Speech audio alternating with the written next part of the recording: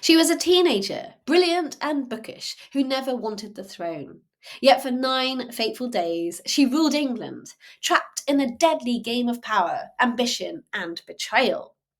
This is the story of Lady Jane Grey, the tragic 9 Days Queen.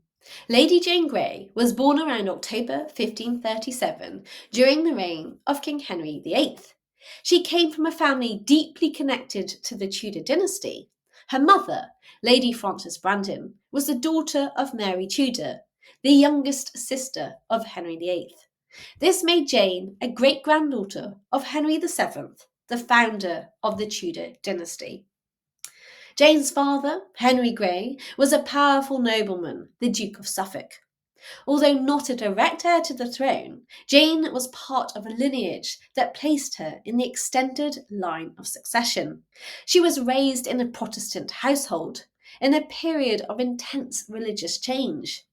Henry VIII had broken with the Catholic Church in the 1530s, founding the Church of England. And under Henry's son, Edward VI, Protestantism gained even more influence.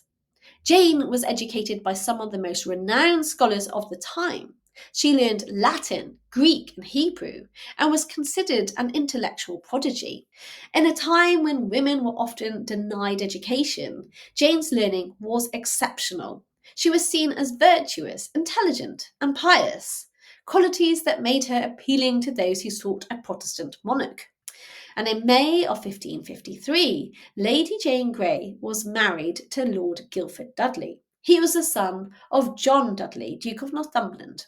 This was not a romantic union. It was a political power play orchestrated by Guildford's father, who was then the most powerful man in England. Jane was just about 15 or 16 at the time, and Guildford was around the same age. The match came as part of a triple wedding in which Jane's younger sister, Catherine, and another noblewoman were also married off in a grand political display. It was clear this was not about love, it was about control, strategy, and influence. Northumberland's goal was to solidify his family's grip on the throne. By marrying his son off to Jane, who was in the line of succession, he could ensure that when Edward VI died, the Dudleys would be at the very centre of power. The wedding was rushed, extravagant, but carefully timed, occurring just weeks before Edward fell fatally ill. King Edward VI had ascended the throne at just 9 years old in 1547. During his short reign, England had seen a rapid acceleration of Protestant reforms. But Edward became weak and sickly, and by early 1553, it was clear that he would die young. The question of succession was pressing. According to Henry VIII's will, the crown should pass first to Edward's half-sister Mary, a Catholic, and then to Elizabeth, a Protestant, but she was still considered illegitimate by many due to the complicated annulment of Henry VIII's marriage to her mother Anne Boleyn. Edward and his council also feared Mary's Catholicism because they thought that she would undo the Reformation and align England back with Catholic powers like Spain and the Pope. And so, to prevent this, Edward drafted a document known as the Device for Succession in June of 1553. In this important document, he named Lady Jane Grey as his heir. This was controversial because it bypassed both Mary and Elizabeth, disrupting the established order. But Edward's wish was supported by powerful nobles, especially, of course, John Dudley, the Duke of Northumberland, who was by now Jane's father-in-law. And he was effectively also England's leading statesman at the time. And so, when Edward died on the 6th of July 1553, Northumberland acted quickly. On the 10th of July, Jane was proclaimed Queen with the support of the Privy Council. Jane's rise to the throne was, of course, largely political. In fact, it was an entirely political manoeuvre. She was just 16 years old, and she was reportedly reluctant to accept the crown. Historical letters, though, do reveal her awareness of the risks and her deep Protestant faith that gave her strength. After Jane was proclaimed queen, tensions between her and her husband Guildford became clear. Guildford apparently demanded to be made king, not just prince consort. Jane refused. She asserted that Guildford would not be king merely by marrying her. This was a rare moment of assertiveness from the young queen.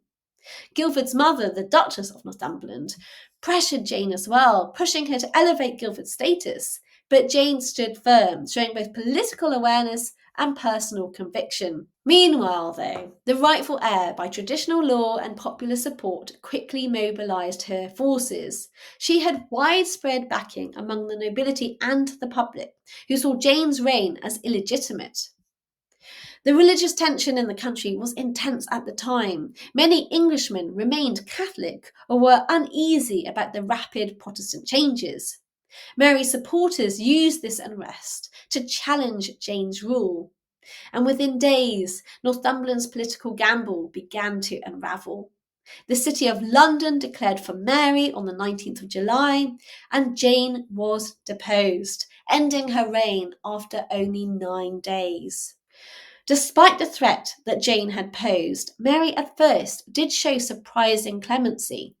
She seemed to recognise that Jane was a pawn, manipulated by her ambitious father, Henry Grey, and her father-in-law, John Dudley. Jane was just a teenager, after all, with no real political control.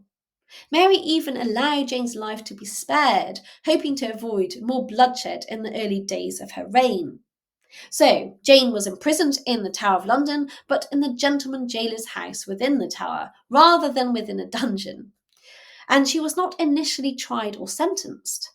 Mary seemed hesitant to punish a relative so young and so clearly used by others. But Mary's mercy did have limits. The country was unstable and religious divisions were deepening.